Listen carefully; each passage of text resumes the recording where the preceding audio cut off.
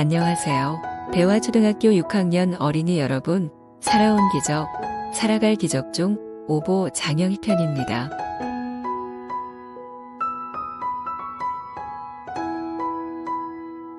번역 동아리의 지도 교수를 맡고서도 학기 중에는 전혀 신경 쓰지 못하다가 이번 겨울 방학 동안에 특강을 하기로 했다.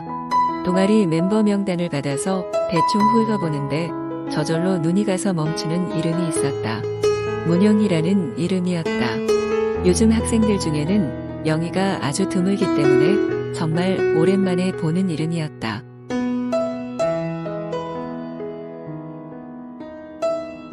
내가 학교 다닐 때는 영희라는 이름이 너무 흔해서 적어도 한 반에 한두 명 많으면 서너 명까지도 있었다. 이름뿐만 아니라 성이 같은 경우도 꽤 있어서 선생님들은 늘 머리 긴 영희, 머리 짧은 영희, 작은 영희 등 이름 앞에 나름대로 수식어를 붙여서 구별하곤 했다.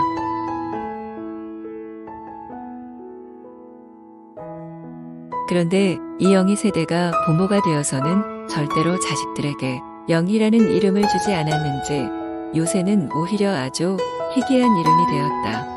영희라는 이름이 당시 그렇게 인기 있었던 것은 아마 초등학교 1학년 교과서에 나오는 여주인공의 이름이었기 때문인 것 같다. 친구 철수와 바둑이와 함께 영희는 한국의 여자아이를 대표하는 국민 이름이 되어 너나 나나 사용하는 이름이었다. 그러니 나의 경우는 영희가 친구 영희를 부르고 교과서로 영희를 공부하다 보니 7살 때 이미 아리스토텔레스 이후 가장 중요한 철학적 명제인 나는 누구인가? 라는 정체성 문제에 대해 생각한 셈이다.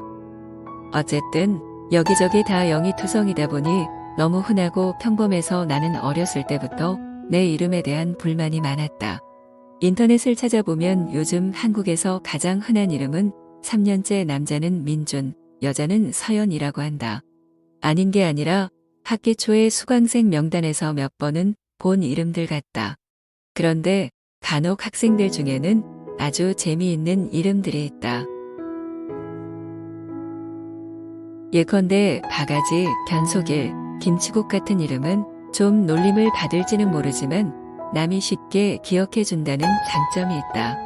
내가 아는 어떤 학생의 이름은 스안인데 나는 백조를 뜻하는 영어의 수완과 관련된 아주 낭만적인 이름으로 생각했다.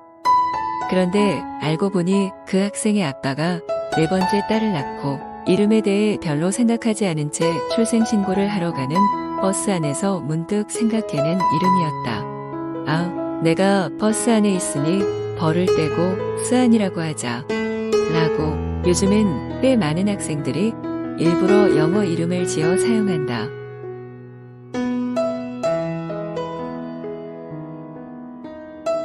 어떤 학생은 나에게 장명을 해달라고 부탁하기도 하는데 나는 가능하면 자기 이름 그대로 쓰라는 주의다. 외국 사람이 한국 이름을 외우기 불편해한다지만 우리가 외국 이름을 외워서 불러주듯이 익숙지 않아도 그들 역시 우리 이름을 외워서 불러줘야 하는 게 기본적인 예의라고 생각하기 때문이다. 그런데 한 번은 어떤 졸업생이 지도 교수를 만나지 못했다고 내게 취업 추천서를 써달라고 한 적이 있다. 눈에 띌 정도로 얼굴이 예쁘고 날씬한 학생이었는데 이름을 묻자 제니퍼 베라고 했다. 진짜 이름을 써야지. 진짜 이름이 뭔데? 우리말 이름을 말하지 않는 게 조금 못마땅해서 내가 묻자 학생이 기어들어가는 소리로 말했다. 제 이름이 좀 독특해서요. 이름이 뭔데? 신자야? 배신자? 내가 농담처럼 말했더니 그 학생이 대답했다. 창자요. 배창자. 나는 두말 없이 성명란에 제니퍼 베라고 써주었다. 영희라는 이름이 너무 평범해서 불만이었다는 말을 하다가 샛길로 빠졌다. 재미있는 것은 내 이름이 신문이나 잡지에 한자로 소개될 때는 온갖 독특한 영과 희자가 다 동원된다는 것이다. 인터넷을 찾아보니 희가 아름다울 희로 되어 있고 어느 일간지에는 복희라고 나왔다. 하지만 내 이름은 한자로 써도 아주 평범한 꽃뿌리 영의 계집 희이다. 이렇게 이름이 한자까지도 평범하고 재미없다 보니 어렸을 적에는 걸핏하면 노트에 내가 개명을 할 때 쓰게 될 독특하고 예쁜 이름의 목록을 적어 보곤 했다.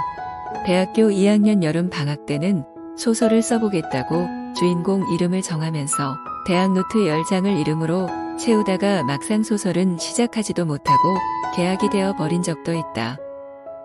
하지만 어영부영 살다 보니 개명을 못한 것은 물론 아예 포기해버렸다. 그나마 내 이름에 정도 들고 해서 언제부터인가는 이름에 대한 관심이 거의 사라졌다. 그런데 얼마 전 어느 독자가 내게 나 오의 걸을보, 즉 나의 걸음을 뜻하는 오보라는 아호를 지어 보내왔다. 한지에 정성스럽게 오보는 내 길을 가는 것이니 만고의 정도를 걷는 큰 길이요. 선친의 보를 나 또한 가는 것이다 라고 뜻을 써주었다. 아닌 게 아니라 오보 장영희라고 앞에 호를 붙여놓으니 장영희라는 이름도 썩 그럴듯하고 멋있게 보이는 것 같다. 오보 장영희 멋있기는 한데 익숙지 않아서일까 남의 옷을 입은 것처럼 거북하기 짝이 없다. 게다가 한자의 의미를 떠나 우리말로 오보라고 하면 나의 걸음이 아니라 우선 잘못된 보도가 생각난다. 잘못된 보도 장영희, 안 그래도 허구한 날 이 실수 저 실수로 오류투성이의 삶을 사는데 이름까지 잘못된 보도라면 이건 차마 웃지 못할 희극 아닌가. 에라, 그냥 장영희가 좋다. 촌스럽고 분위기 없으면 어떤가. 부르기 좋고 친근감 주고 무엇보다 이젠 장영희가 아닌 나를 생각할 수 없다. 셰익스피어는 로미오와 줄리엣에서 말한다. 이름이란 무엇일까? 우리가 장미라고 부르는 것은 그 어떤 이름으로라도 여전히 향기로울 것을. 맞다. 향기 없는 이름이 아니라 향기 없는 사람이 문제다.